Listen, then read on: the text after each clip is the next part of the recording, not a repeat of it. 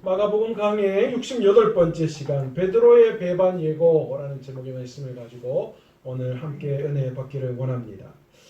예수님께서 제자들과 함께 유월절 식사를 마치시고 감람산을 향하여 가셨습니다. 우리가 지난 수요 예배 때 이제 유월절 마지막 식사를 마치신 그 유월절 식사의 의미가 무엇인가를 우리가 함께 나누었고요.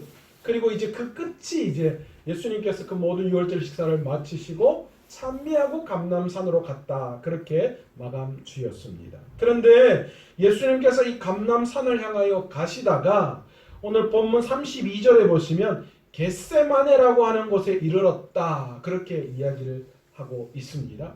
그러니까 중간에 오늘 우리가 다룰 이 본문은 언제 이야기하신 거예요? 유월절 식사를 마치시고 그곳을 떠나셔서 감람산 겟세마네라고 하는 곳에 도착하시기 전에, 그러니까 아마도 이 길을 걸어 가시다가 감람산으로 가시다가 겟세마네에 도착하시기 전에 길가에서 일어났던 그런 이야기임을 오늘 우리는 미루어 짐작할 수 있습니다. 그런데 여러분, 이 본문의 이야기를 가만히 보면 길가에서 하신 이야기치고는 굉장히 무엇입니까? 내용 자체가 굉장히 무겁습니다. 제자들 향하여 뭐라고 이야기하는 거예요? 너희들이 다 나를 버릴 것이다. 그렇게 말씀하셨던 이 내용이 그냥 길을 걸어가면서 그냥 서로 대화하면서 나눈 그런 이야기가 아니라는 것이지. 길에 가시던 예수님께서 갑자기 가시던 길을 멈춰서 제자들을 돌아보셨어요. 그리고 이야기를 하십니다. 뭐라고 이야기하십니까? 27절에 너희가 다 나를 버리리라. 그런데 그때 제자 중에 제일 먼저 반응을 한 사람이 있습니다. 이게 뭐든지 성격 급한 사람이 제일 먼저 나오잖아요. 근데 베드로가 상당히 불같은 성격의 소유자라는 걸 우리는 알고 있습니다. 예수님께서 길 가시다가 그 이야기를 딱 듣는 순간 베드로가 아주 그냥 기다림 없이 즉각적인 반응을 합니다. 29절에 뭐라고 이야기하고 있죠? 베드로가 다 버릴지라도 나는 그리하지 않겠나이다. 충분히 베드로 입장에서는 그렇게 할 수 있는 대답이었습니다. 쉽게 말하면 어떤 말입니까? 예수님이 무슨 말 하십니까? 세상이 두 쪽 나도 지금 다른 사람들이 다 예수님을 배반한다 하더라도 예수님, 진짜 예수님 나는 믿어줘야 됩니다. 나는 절대로 예수님을 배신하지 않습니다. 여러분, 이 이야기가 나올 때에 아마 베드로의 마음속에는 어떤 게 숨어 있었을까요? 유월절 만찬에서 예수님이 하신 이야기. 어떤 이야기요? 이 중에 나를 팔 자가 있을 것이다. 아마 그런 이야기를 들은 이 모든 제자들의 마음속에 그런 어떤 그 예수님 하신 말씀에 대한 부담감이 굉장히 있었던 것 같아요. 그래서 길을 가시다가 예수님이 이 이야기를 던지자 그냥 불같이 베드로가 그런 일은 절대로 저에게 일어나지 않습니다. 그렇게 예수님께 대답을 했던 것입니다. 그랬더니 예수님께서 그렇게 믿음으로 고백한 베드로를 향하여 제가 예수님 될 수 없겠지만 제가 예수님 입장이라면 아이고 그래 참 잘했다. 그래 그 마음 변치 마라. 꼭 그 마음 변하면 안 된다. 이렇게 이야기했을 것 같은데 30절에 예수님 뭐라고 이야기합니까? 내가 진실로 너에게 이르노니 오늘 이 밤에 닭이 2번 울기 전에 네가 3번 나를 부인할 거야. 그렇게 더 충격적인 구체적인 이야기를 베드로에게 던집니다. 예수님께서는 이 예수님을 버리지 않겠다고 호언장담을 한 베드로를 향하여 구체적으로 네가 앞으로 어떻게 나를 배반할 것인지에 대해서 콕 집어서 이야기를 다 해주셨습니다. 이 이야기를 들은 베드로는 어떤 마음이 들었을까요? 지금은 베드로의 마음속에 다른 생각 들어가 있지 않아요. 아니 어떻게 내가 그렇게 한단 말입니까? 예수님 3년 동안 예수님과 함께 돌아다녔는데 내가 그래도 예수님이 가장 가까이 여기시는 수제자라고 이야기하는데 나에게는 절대로 그런 일이 일어나지 않을 것이라고 31절에 다시 한번 확인하면서 내가 주와 함께 죽을지언정 주를 부인하지 않겠습니다. 아까까지는 뭐라고 이야기합니까? 다른 사람이 다 버릴지라도 나는 안 버리겠다. 그랬는데 예수님이 이제 너 나 배반할 거야. 구체적으로 닭 2번 울기 전에 3번 네가 날 배반할 거야. 그랬더니만 이제는 베드로가 가지고 나온 게 뭡니까? 내가 죽으면 죽을지언정 주님을 배반하지 않겠습니다. 그렇게 이야기했습니다. 이 이야기를 듣고 있던 주위의 제자들이 어떻게 했습니까? 베드로와 동일하게 모두가 다 우리도 베드로와 같은 마음입니다. 우리도 똑같습니다. 그렇게 각자가 예수님께 이야기합니다. 여러분 한번 생각해 보셨어요? 예수님께서 6월절 만찬을 끝내시고 이제 겟세마네에 가셔서 기도하셔야 되는데 그 중간에 그 길을 가시다가 느닷없이 왜 베드로에게 이 이야기를 이 제자들에게 왜 이야기를 건네셨을까? 너희가 다 나를 버리리라. 왜 그 이야기를 하셨을까? 이미 6월절 만찬 자리에서 예수님께서는 가룟 유다가 나를 팔 것이라고 말씀을 하셨는데 그 이어서 그냥 그 자리에서 너희들 다 나 버릴 거야. 너희도 다 똑같아. 그렇게 말씀하시지 않고 왜 하필이면 그 이야기를 끝내시고 겟세마네로 가시던 길가 도중에 이 이야기를 하셨을까요? 베드로의 배반과 제자들의 배반을 말씀하시기 전에 여러분 어떻게 보면 예수님의 그 마음속에 어떤 마음이 있었는가? 그래 이제 내가 이제 곧 죽을 건데 십자가에 달려 죽을 건데 너희들 어떻게 얼마나 잘하는가 한번 두고 보자. 너희들 다 내 버릴 건데 너희들 정신 똑바로 차려야 돼. 이런 책망의 마음으로 아이고 너희들 내가 불모도 뻔하다. 뭐 왜 시험 앞두고 공부 안 하면 우리 부모님도 쉽게 하는 네 지금 공부 안 하고 그러면 네 시험 치면 불모도 뻔하다 라는 그런 마음으로 제자들을 향하여 예수님이 너희 다 날 버릴까? 내 믿음 보니까 너 엉망진창이다. 그러니까 너희 다 날 버리는 게 맞아. 약간 이런 책망의 의도로 그 이야기를 하셨을까요? 저는 그렇게 생각하지 않습니다. 왜냐하면 그 이유가 28절 후반부에 있습니다. 28절에 있기 때문입니다. 예수님께서 제자들이 다 자신을 버릴 거라고 말씀하시고 난 다음에 28절에 뭐라고 말씀하시고 계십니까? 그러나 내가 살아난 후에 너희보다 먼저 갈릴리로 가리라. 그렇게 말씀하고 있다는 것이죠. 여러분 지금 예수님께서는 6월절 식사를 하시면서 자신을 팔아넘긴 자가 가룟 유다라 그렇게 말씀하시고 또 6월절 식사를 통하여 자신의 죽음에 대한 이야기를 하셨어요. 그러니 어떻게 보면 제자들에게 이 예수님의 말씀은 청천벽력과도 같은 그런 말씀으로 들렸을 거예요. 그런데 그 절망의 메시지, 앞으로 나를 팔아넘길 자, 그리고 이제 내가 곧 십자가에서 죽을 거야, 그리고 너희들이 다 나를 버릴 거야 라고 하는 이 메시지를 들은 이 예수님께서 이 제자들에게 예수님이 과연 그 절망적인 이야기를 제자들에게 하시기 위해서 그 이야기를 꺼내셨겠느냐라는 거예요. 아니었습니다. 28절 말씀을 하고 절망의 끝에 28절에 뭐라고 말씀하고 계시느냐 하면 예수님께서는 그 절망적인 그런 소식 앞에서 희망의 소리를 말씀하고 계시다라는 거예요. 여러분 언제나 예수님의 말씀은 절망 뒤에 희망의 메시지가 함께 따라오는 줄 믿습니다. 그러니까 예수님의 절망의 메시지를 우리가 절망으로 받아들여서는 안 된다는 거예요. 그 뒤에 따라올 예수님의 진짜 메시지가 무엇인지 우리는 깨달을 수 있어야 합니다. 아멘. 예레미야 29장 11절에 뭐라고 말씀하십니까? 여호와의 말씀이니라 너희를 향한 나의 생각을 내가 아나니 뭐라고요? 평안이요 말씀하시는 거예요. 재앙이 아니다 그렇게 말씀하시는 거예요. 그러니까 예수님이 들려주시는 어쩌면 우리에게는 절망이고 또 아주 그냥 소망 없는 그런 메시지의 이야기가 들릴 때에 우리는 그것을 있는 그대로 재앙으로 받아들일 것이 아니라 그 뒤에 하나님의 계획과 하나님의 그 소망이 어디에 있는지를 찾을 수 있어야 한다라는 것입니다. 예수님께서는 제자들이 다 자신을 버릴 것을 아셨습니다. 그래서 오늘 본문의 27장 후반절에 이 말씀이 사실은 스가랴 13장 8절을 통하여서 예수님이 인용하신 거거든요. 이 스가랴 13장 8절에 뭐라고 말씀하시냐? 만군의 여호와가 말하노라. 칼이 깨어서 내 목자 내 짝된 자를 치라. 치리니 목자를 치면 양이 흩어지려니와 작은 자들 위에는 내가 내 손을 들이우리라. 그러니까 이제 이 하나님께서 하나님의 계획 가운데에 예수님을 십자가에 달려 돌아가시게 하실 것이다.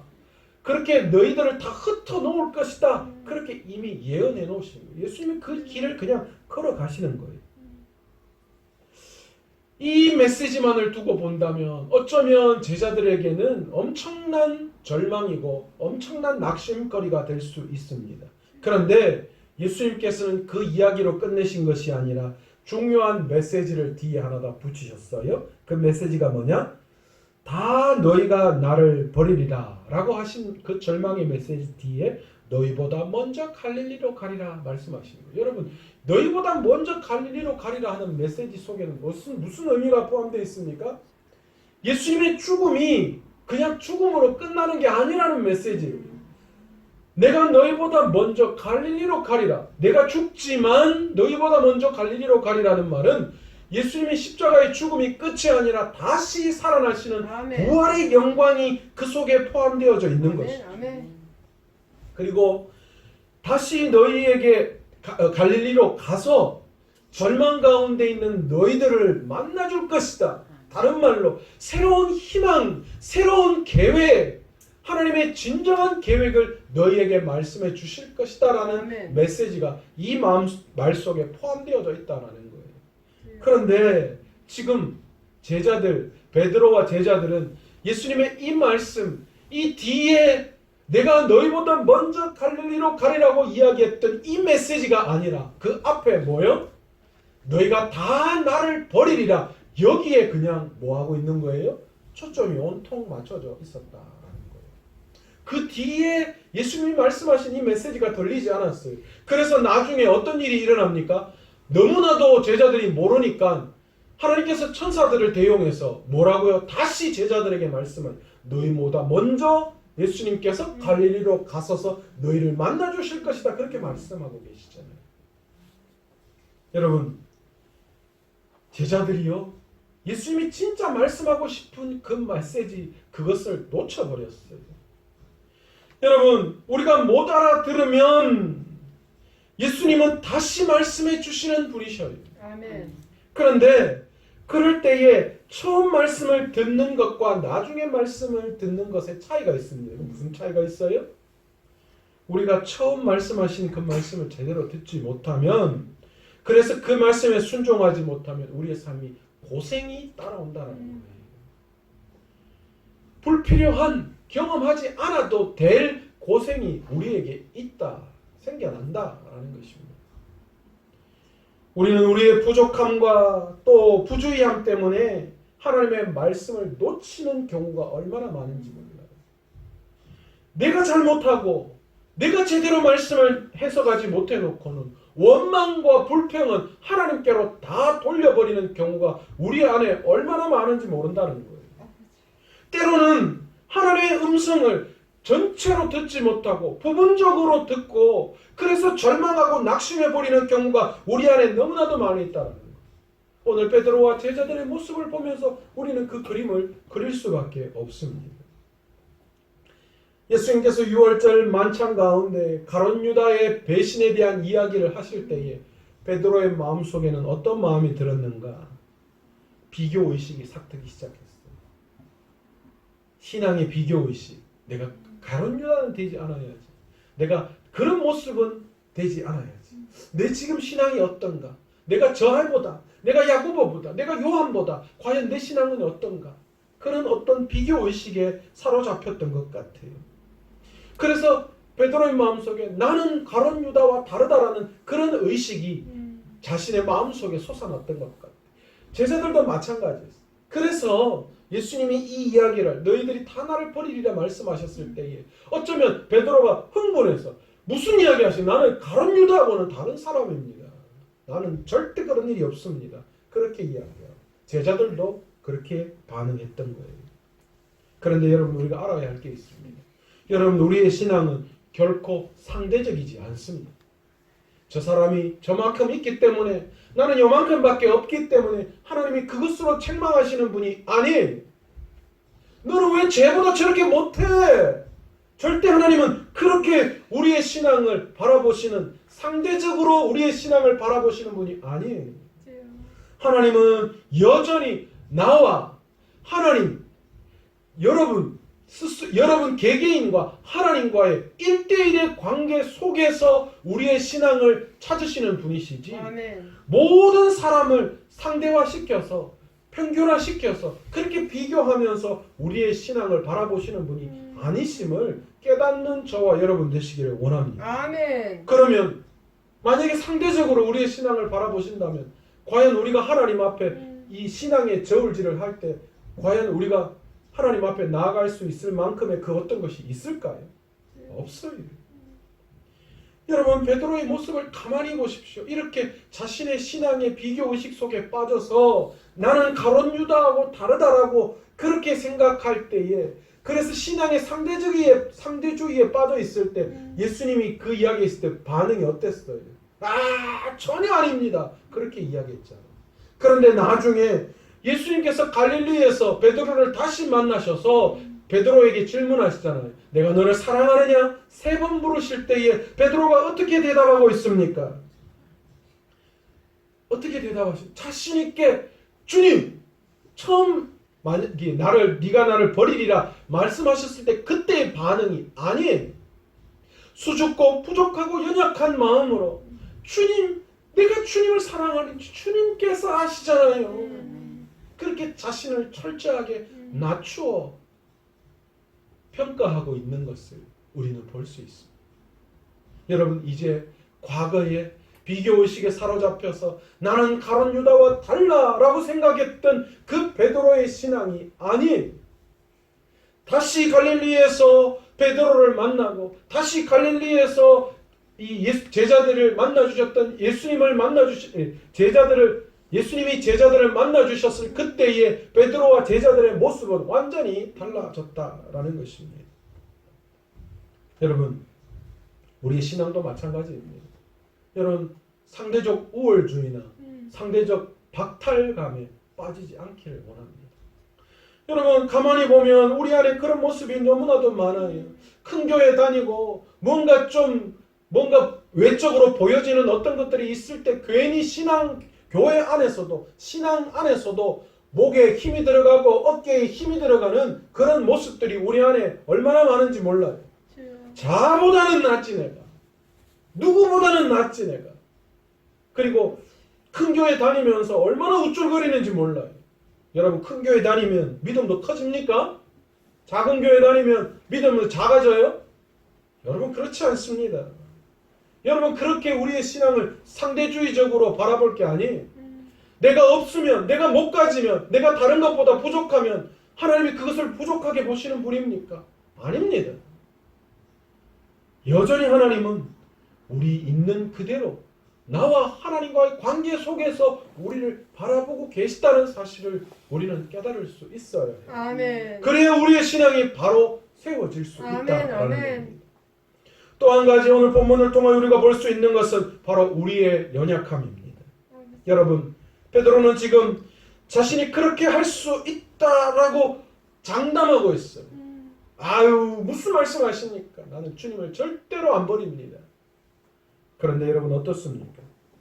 여전히 제자들도 마찬가지였습니다. 그러나 모두가 다, 베드로도 예수님이 말씀하신 대로 닭이 2번 울기 전에 3번 주님을 모른다고 배반했고, 예수님이 이 군병들에 의해서 겟세마네에서 잡혀가실 때에, 그때에 모든 제자들이 다 어떻게 됐어요? 다 흩어졌어요. 흩어졌다는 말이 뭐예요? 그냥 각자 그냥 두려워서 다 숨어버렸다라는 그런 뜻입니다. 내가 주를 위하여 죽을지언정 이렇게 이야기했던 베드로, 나도 똑같습니다 라고 이야기했던 제자들 모두가 다 철저하게 무너져 내리는 연약함을 보여주었습니다. 여러분, 그러나 갈릴리에서 예수님이 제자들을 다시 만나시고 예수님께서 그 제자들을 치료하시고 회복시켜 주실 때에 그들의 삶이 완전히 변화되었어요. 여러분, 우리도 마찬가지예요. 우리가 가지고 있는 재능, 능력, 신앙의 연륜, 아니면 성경적 지식, 여러분 그거 가지고 우리가 아무리 많아도 결코 우리를 구원하거나 하나님께로 나아가는 어떤 것이 될 수 없음을 우리는 깨달을 수 있어요. 아멘, 아멘. 우리 스스로는 연약한 자임을 우리는 날마다 깨달아야 합니다. 아멘. 그리고 오직 예수 그리스도만 의지하고 나아갈 때에, 내가 주님을 붙들 때에 주님이 우리와 함께 해주셔서 아멘. 그것이 능력되어 주는 거예요. 아멘, 아멘. 그래서 6월절 마지막 식사 자리에서 예수님 뭐라고 말씀하십니까? 너희가 내 피와 내 살을 마셔서 하나가 되지 않고는 결단코 구원에 이를 수 없다라고 아멘. 말씀하시는 주여. 거예요. 그러기에 영원토록 너희가 이것을 기념하라 말씀하시면서 우리가 예배 자리에 나오고 우리가 그 어떤 모습 속에 주님 앞에 나아갈 때도 우리 그리스도와 하나 되지 않으면, 우리의 마음속에 십자가를 의지하고 그분을 붙들지 않으면 결코 우리는 하나님 앞에서 그 어떤 것도 이루어낼 수 없고 그 어떤 모습 속에서도 의롭다라고 할 수 없음을 우리는 깨달을 수 있어야 합니다. 여러분, 제자들 가만히 보십시오.